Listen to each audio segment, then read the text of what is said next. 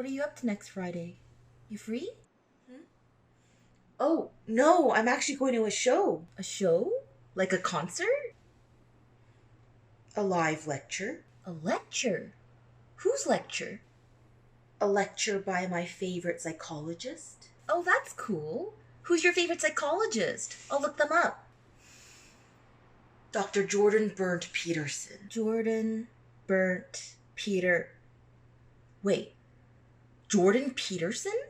The controversial, racist, sexist, transphobic, right-wing celebrity?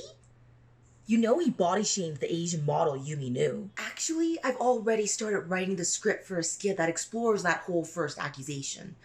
So that's going to have to be a whole other video.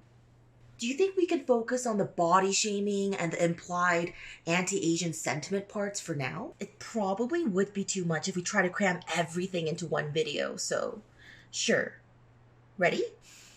Let's do it. Yumi Nu is the first Asian and the first plus-size model to appear on the cover of Sports Illustrated. That is a huge freaking deal. And for some old white man to trample over this historical victory and representation for Asian and curved women, especially at a time when anti-Asian violence and racism has surged because of COVID-19, is frankly shocking and disgusting. Honestly, if you want to see Dr. Jordan Peterson's sentiment towards Asian women, I recommend watching his interview with Yeonmi Park, a North Korean defector and survivor of human trafficking. When she and her mother escaped from North Korea, they were sold into sexual slavery in China, in no small part because there aren't enough women in China, since so many families aborted female fetuses during the one-child policy. I know. But she escaped, and now she's a human rights activist. Please, do me a personal favor and watch just 1 minute of this interview. Look at how he talks to her, how respectfully he treats her, and at the painful empathy on his face, at his tears as he thanks her for telling him about the horrors she and her mother, and so many other North Korean women and girls have gone and still are going through. And tell me with a straight face that you think he values Asian women any less than other human beings. Here. Sorry, that was very intense interview. Thank you. Yeah, thank you for... You're quite the creature.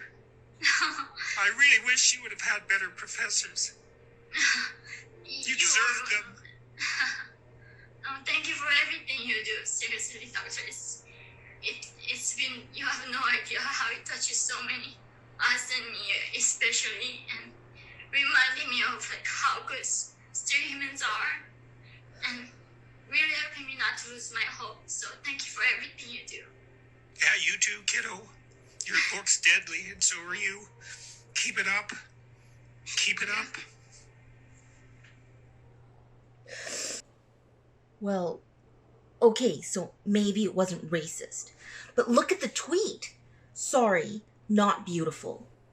And no amount of authoritarian tolerance is going to change that. How is that not body shaming? This is actually something I've learned from Dr. Jordan Peterson. There's a problem in perspective, where two sides in an argument or conflict aren't necessarily talking about the same thing. It's easy to assume this was fat shaming or body shaming. But after listening to him every single day for the past year, I think I know his heart and what he was trying to say in the short tweet. He's talked before about how we human beings, as primates, are an imitating species. And I think by beautiful here, he meant worthy of imitation. So what? A person's worth depends on their weight? That is the most atrocious bull I've ever heard. No, that's not what I'm saying. Listen, I've been fat shamed almost my whole damn life. I struggled with an eating disorder in junior high school. And even when I weighed 120 pounds in high school, a perfectly healthy weight for my height, I wasn't considered beautiful or attractive enough for my boyfriend at the time. And he sure let me know that fact.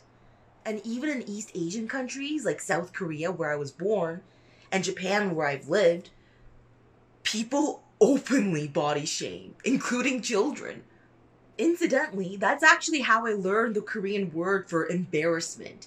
Because a Korean man once asked whether or not I was embarrassed of my weight. At 120 pounds. Body shaming piece of. So, yes, I understand your outrage. I am very well acquainted with the ridiculous expectations placed on women's appearances. And there exists in my heart a wild, inferno-like fury at the idea that as women, our value or worth stems from what we look like. Now I weigh 158 pounds at 5'3". Really? Yeah, that's why I angle the camera downwards. It helps hide the double chin.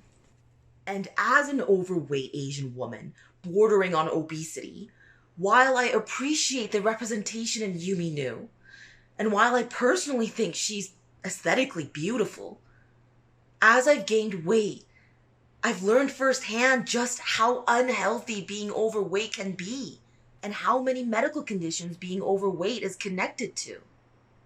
There are 28 million obesity-related deaths a year around the globe. And when Dr. Jordan Peterson talks about obesity, he refers to it as an illness. I think that's what he meant in his tweet.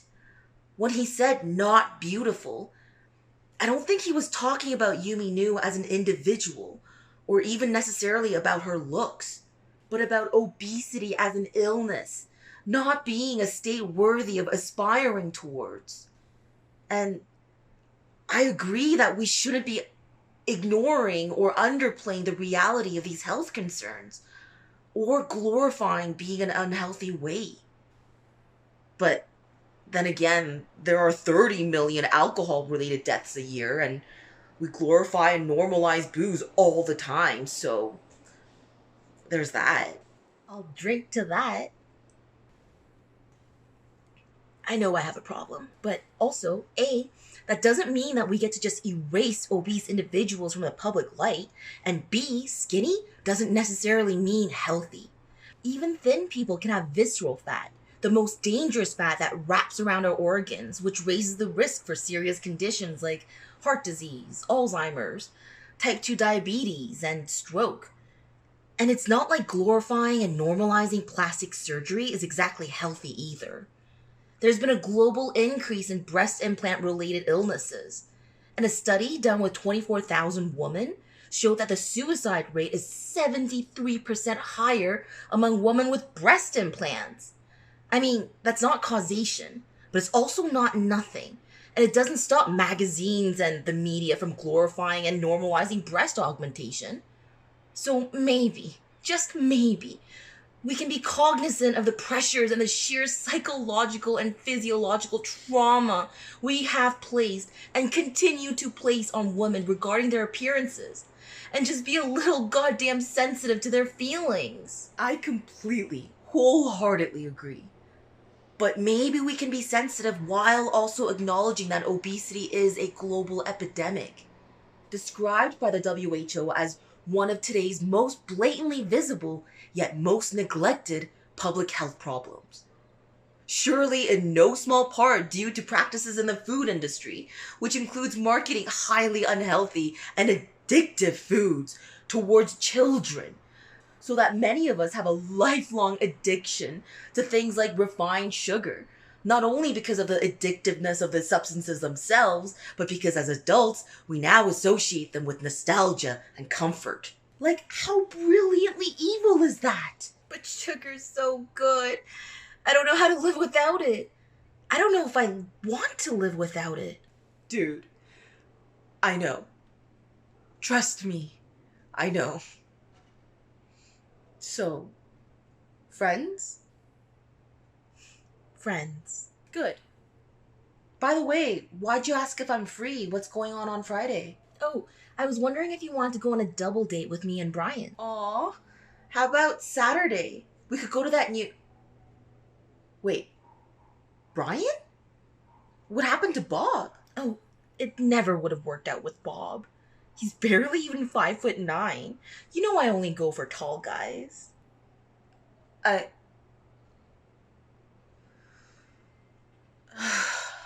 When did you last change your mind about something important? I'm changing my mind about things all the time.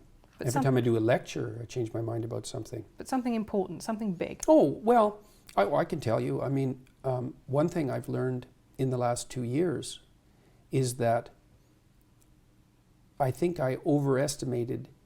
There's an obesity epidemic in North America, perhaps throughout the Western world.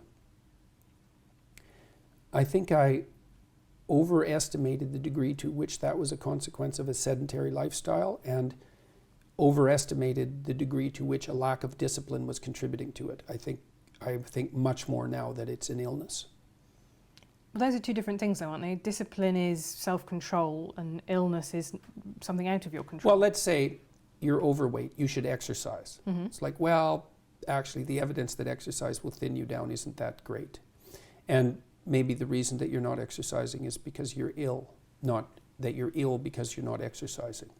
So I have a lot more sympathy for the hypothesis that the obesity epidemic is actually a consequence of an illness, of a broad scale. Illness isn't exactly right. It's a dietary problem fundamentally, and there are deep causes for that.